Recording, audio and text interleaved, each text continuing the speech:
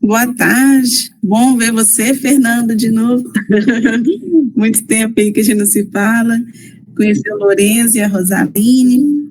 Então, fiquei até incluir mais alguns slides aqui que eu tinha deixado como anexo, mas já que você deu essa abordagem do objetivo da reunião, até incluir ele aí, mas eu vou tentar ficar de olho no tempo, para não tomar tempo demais. E vamos lá. Então, o meu trabalho, né, ele é intitulado Geoquímica e Reconstrução Paleoambiental do Grupo Itabira, né, o foco nas BIFs e carbonatos, no quadrilátero ferrífero, né, é orientado pelo professor Fabrício Cachito, da UFMG, e eu fiz o estágio internacional, né, doutorado de sanduíche com o professor Kurt Kohlhaas, da Universidade de Alberta. Lá eu fiquei 1 ano e 3 meses. Então, esses são os tópicos, né, que eu vou mostrar aqui um pouco, mas o objetivo é principalmente de foco no trabalho que eu tenho desenvolvido nos últimos meses. Só uma introdução, né, para falar todo mundo aqui já sabe, né, da importância das BIFs como um marcador temporal, né, além de sua importância econômica, ela pode aí ajudar a gente a decifrar aí essa evolução pré-cambriana, né, e entender aí a sua influência, as mudanças, né, da atmosfera, do oceano, e também a influência e o desenvolvimento dos micro-organismos, né, o desenvolvimento da vida desde aí dos tempos remotos. O quadrilátero ferrífero, né, assim, igual o Fernando já falou, né, mesmo após anos aí de exploração, ainda tem um recurso aí, né, o último 20F da Vale, né, declarou 20 brigas de minério, né, então fora as áreas de pesquisa, né, fora tudo isso, então a gente ainda tem aí um recurso muito grande ainda a ser pesquisado, né, conhecido e explorado. Meu trabalho, ele está focando, né, no sinclinal Gandarella, né, que é essa porção aí nordeste do quadrilátero ferrífero, onde a gente tem as unidades da base, né, chamado Grupo Caraça, Tamanduá, o Grupo Itabira, né, hospedando aí a BIF, mas também os Dolomites do Gandarella, e as unidades de topo do Piracicaba, né, aqui acontece mais a formação cercadinha, que são quartzitos e filitos. Dando um zoom aqui nessa área, né, então são 3 seções aqui nessa porção nordeste, na área chamada Serra Tamanduá, onde são onde 3 furos foram amostrados, né, esses furos interceptam, né, as unidades de topo, formação ferrífera e as unidades de base, e além desses furos, são estudados, também foram coletados no campo amostras de afloramento, né, visando aí representar todas as unidades litoestratigráficas. No total foram amostrados, né, coletados aproximadamente 100 amostras. Aqui um perfil dos furos, então o que a gente tem de azul aqui é a BIF, né, a unidade onde esse azul mais claro é uma BIF já intemperizada, e aqui a BIF compacta, sendo que esse furo aqui, o 205, ele mostra uma BIF mais dolomítica. Esses furos aqui, ele está a uma distância do outro de mais ou menos 1 quilômetro, e aqui aproximadamente 2,5 quilômetros. A unidade de topo aqui só foi amostrada nesse furo, né, que é o Grupo Piracicaba, formação cercadinho, com quartzitos e filitos intercalados. Interessantemente, aqui na base, a gente tem mais carbonatos e também formação ferrífera. Então, a gente tem aqui uma unidade aqui de transição, né, entre os filitos e o domínio químico mesmo, né, da BIF-Cauê. A gente tem aqui uma fase transicional, com pelitos, né, com filitos, na verdade, e rochas químicas compostas por BIF e carbonatos. Então, os objetivos, assim, de uma versão atualizada, digamos assim, é o estudo geoquímico isotópico, né, da BIF e dos carbonatos do Grupo Itabira. com foco na quimioestratigrafia da bificarbonatos, a fim de refinar o modelo paleodeposicional do grupo Tabira, e também correlacionar os estratos de rochas carbonáticas, tanto estudados no meu trabalho, como os dados aí já estudados por outros pesquisadores aqui no quadrilátero ferrífero. E o segundo objetivo principal aí é a análise da evolução da paleossalinidade e paleoredox da bacia Minas, entendendo aí essa evolução das condições químicas, durante o paleoproterozoico, a fim de entender um pouco mais essa evolução da bacia Minas. Esse é um tópico, assim, com algum input novo, principalmente desse meu estágio internacional, do trabalho que eu tenho desenvolvido junto com o Kirst e com o Wei Wei, um pesquisador chinês. Das metodologias, teve a parte de petrografia, macro e micro, análise química, multielementar, foi realizada na Geosol e na Boreal Veritas, no Canadá. Análise de carbono orgânico, que foi realizado na Universidade de Alberta, no Canadá. Foi realizada a análise nos filitos e a análise química, principalmente carbono e oxigênio, nas BIFs e nos dolomitos, que foi realizado na UFPE, UFOP e na Universidade de Alberta. Aqui é o laboratório da UFOP, aqui é o laboratório da Universidade de Alberta, todos esses três aqui. Aqui a gente estava analisando isótopos de nitrogênio, mas infelizmente a gente não conseguiu os resultados porque houve um problema técnico, um problema dos equipamentos, e a gente ainda não conseguiu, eles não conseguiram resolver, então era um projeto que a gente tinha, mas por enquanto está parado.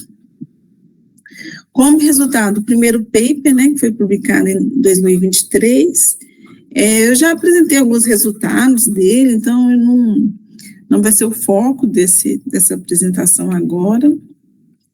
Vou falar um pouco mais desse paper 2, está em preparação, que ele vai ser intitulado Trace Elements and Iron Speciation Analysis of Paleoproterozoic Phyllite from the Gandarella Syncline, Implications for Salinity and Redox Conditions in the Quadrilátero Ferrífero Brasil. A ideia é submeter ele na Chemical Geology, que vai ter uma edição especial só sobre proxies de salinidade.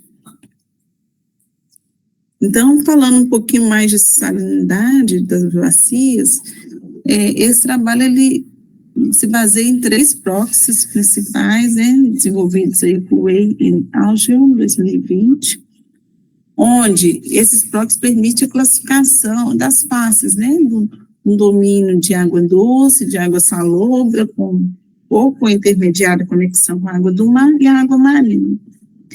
Falando um pouco mais desses proxies, se a gente pega o estrôncio e o bário, o estrôncio ele vai ser mais facilmente mobilizado na interferência que o bário, Ele, em geral, os principais minerais dele, que ele é facilmente interferizado, é o cafedoespato, gipso, plagiocaso e carbonatos. Então, como ele é facilmente mobilizado, o que tem um ponto interessante, que na água do mar, ele tem um comportamento relativamente conservativo em relação ao bário. Ele tem um tempo de residência maior. Então, as rochas marinhas, ela vai ter uma maior concentração de estrôncio do que de bário. O bário, ele é também, assim como o estrôncio, fruto do intemperismo, ele é lixiviado, carreado pelos rios. Ele é carreado de 2 formas, ele é transportado tanto como material dissolvido como dissolvido. Isso é interessante porque em águas superficiais ele é absorvido pelas argilas. Já no ambiente estuarino, esse mix do material adsorvido com bário dissolvido, ele vai ter um aumento na sua concentração.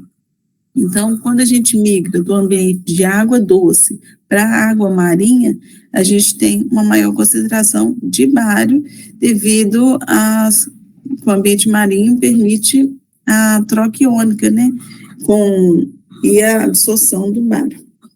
Então, quando a gente trata dessa razão, a gente consegue inferir as condições da salinidade da bacia. O outro indicador é o boro galho, né? O boro ele tem uma influência com o pH da água, né? O pH neutro fracamente alcalino, ele é absorvido, enquanto que um pH típico de água doce, ele tem uma menor absorção. Ele também é influenciado por águas anóxicas, né? Condições químicas da água do estado, né? Então, águas anóxicas, ele vai ter uma concentração mais alta do que as águas óxidas. O galho, em contrapartida, ele também, né, principal input é fluvial, e ele tem um tempo de residência curto também, então, assim como o bário. Então, ele vai ser facilmente absorvido na água doce em detrimento da água marinha. E o último, o PROX, que é o enxofre e o carbono orgânico total. O enxofre, ele, né, a sua fonte na água do mar é principalmente o intemperismo oxidativo dos sulfetos, e na água do mar ele tende, né, a sofrer redução e incorporação à formação da pirita. E o carbono orgânico total, ele vai estar associado aí com a matéria orgânica produzida por micro-organismos marinhos. Então, essa relação também permite a gente inferir sobre a evolução da paleossalinidade. Para esse estudo, então, foram considerados os filitos da base, né, pré-Cauê, e os filitos do topo, depositados pós-Cauê. Essa interpretação aqui é a interpretação dos ambientes, conforme Dole, conforme Gonçalves e online, é o conhecimento, é a referência bibliográfica, né? Então, esses filitos da base aqui, em geral, são associados com um ambiente dominantemente marinho. No entanto, os dados, a relação de tronço bário e enxofre carbono orgânico, eles caracterizam, aqui ficou desconfigurado, mas deveria estar aqui em cima, tá? Só uma questão de escala. Eles mostram que essas rochas, elas foram depositadas num ambiente muito influenciado por água doce e água salobra, né? Não necessariamente um ambiente marinho, né? Enquanto que as rochas de topo já classificam conforme a gente espera, né? Que aqui a gente está tendo um movimento de transgressão, eles já caracterizam o ambiente tipicamente marinho.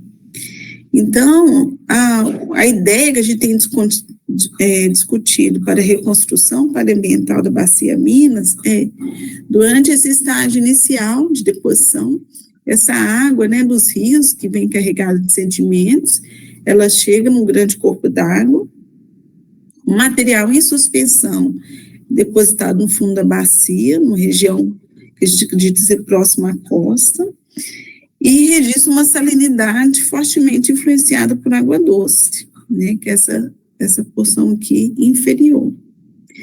Quando aqui, além dos pelitos, a gente tem carbonatos e bifes, a gente tem aí que representa, né, a diminuição do aporte de sedimentos detríticos e uma precipitação aí química, né, que é a bife e os carbonatos pré-Cauê.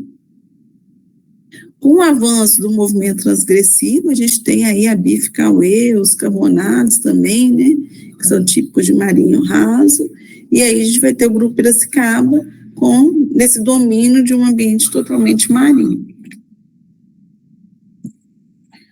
E aí outra linha também que a gente quer apresentar nesse paper é sobre o paleoredox, né? E aí foram analisadas a especiação de ferro, né, na Universidade de Stanford. Acho que eu esqueci de pôr essa especiação na metodologia. O Fabrício Cachito fez essa análise para a gente, porém os resultados não foram muito bons, porque mesmo as amostras selecionadas de filito, né, elas estarem com teor de ferro de 0,17 a 3,98, talvez esse ferro ainda é alto para esse tipo de análise, né? Porque um dos critérios para validar a especiação de ferro é a razão ferro-alumínio, né? Quando ela está entre 0,5 e 1, está acima dessa linha amarela aqui, ela é possivelmente um indicador de condições anóxicas. Então, praticamente todas as nossas amostras aqui, elas estão caracterizando como uma condição anóxica, mas quando a gente olha a relação ferro altamente relativo com ferro total, a gente vê os amostras, né, bem dispersas, né? Então, isso pode ser uma evidência de alteração dessa assinatura química, né, onde parte do ferro altamente reativo pode ter migrado para a fase não reativa, né, por silicatos. Então, infelizmente, esses nossos dados, eles não são claramente, a gente não pode claramente classificar o domínio anóxico e óxico na bacia Minas, né? Possivelmente, o que a gente interpreta desses é que a bacia Minas provavelmente foi estratificada, né, com base até em outros trabalhos que já foram conduzidos no quadrilátero, com uma camada óxica rasa, onde o ferro reduzido foi oxidado e precipitado, né,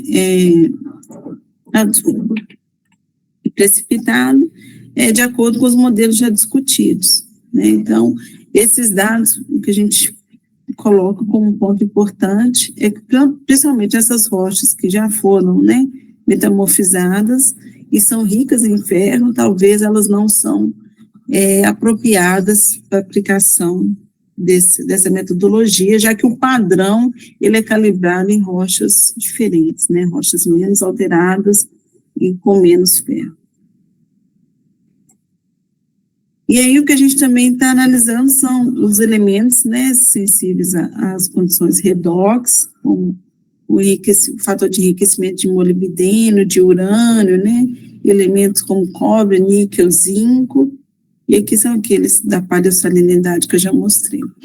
Mas é interessante notar que aqui a gente tem os filitos, propriamente dita, do tamanduá, aqui a gente tem as unidades de base ainda, mas onde são intercalados as bifes e os carbonatos, e aqui a gente tem a informação de topo cercadinho. Então, o que a gente percebe, em geral, para esses elementos redoxsensitivos, é que eles têm uma tendência a diminuir em direção ao topo, né? Onde é um ambiente com maior, que a gente acredita que tenha maior oxigênio mesmo, né? Então, migrando de um ambiente mais anóxico, ferruginoso, para um ambiente mais óxico. Ô, Jana, desculpa te interromper, só um minutinho. Nesse anterior, isso é geoquímica de rocha, né?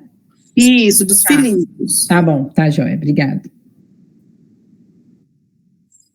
E aí a gente também, usando aqui a relação do fator de enriquecimento de molibdênio e urânio, a gente percebe que existe uma correlação, né, mostrando aí que a diminuição desse raio, então realmente caminhando aí de um ambiente mais anóxico para um ambiente mais óxico, né, aqui é o topo, seriam essas rochas do Piracicaba. Então, com base nisso, a ideia desse paper vou falar um pouco da paleossalinidade, né, dessa migração de uma água, de um domínio maior de água doce para um ambiente marinho, e também dessa variação, de uma evidente variação do paleorredox, assim, de um ambiente anóxico, ferruginoso, para um ambiente tipicamente mais óxico.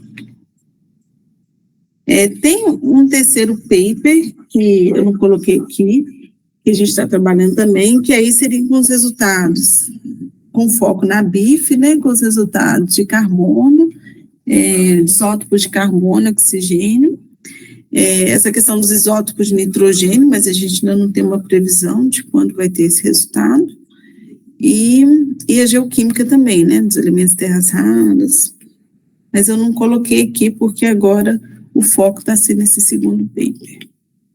Então, dentro da minha linha de tempo, né, até setembro a gente submetesse esse segundo paper, outubro e novembro, né, trabalhar, eu tenho que fazer a qualificação, porque eu estava no período do terceiro ano, que é o sugerido a qualificação, eu estava lá na Universidade de Alberta, então agora fazer qualificação, continuar escrevendo a tese, e em março ter a defesa, né? É isso. Obrigada. Obrigada a você, excelente. Porque esse trabalho, assim, em geral, essa técnica ela é usada muito em rochas mais jovens, assim, né, no Triássico, Jurássico, às vezes depósitos associados com petróleo, né, então é muito voltado para essa linha. Então, essa aplicação agora, acho que vai ser muito legal, porque aí abre esse leque aí da gente, em geral, a gente tem essa análise, na verdade, né. O único elemento que, em geral, por exemplo, pacotes de geossol, esses pacotes não tem, é o boro. Então, ele a gente está analisando lá. O pessoal, eu vim embora e o pessoal ficou lá com as minhas amostras para tentar analisar o boro. Mas esses outros elementos a gente tem. Então, assim, é interessante avaliar, né? Obrigada. Maravilha. Eu achei ótimo também, né, tudo que... Sempre bom, né, esse período, assim, em laboratórios com técnicas também, e não é nem só técnicas mais avançadas, porque a gente também tem muita coisa, né, aqui no Brasil, mas eu falo a nível até desse olhar, né, você vê, de utilizar elementos que a gente, por exemplo, estrôncio, né, lá na época da minha tese eu fiz isótopo de estrôncio, né, e era um outro olhar, né, sobre contaminação crustal, né, o isótopo de estrôncio tem uma outra aplicação, né, que também é interessante, mas eu achei fantástico, sabe? E fiquei muito aqui interessada, né, na questão do filito batatal, porque o batatal ele já assim tem um tempo, né? Não sei se Rosier evoluiu com as coisas que ele tinha também um modelo.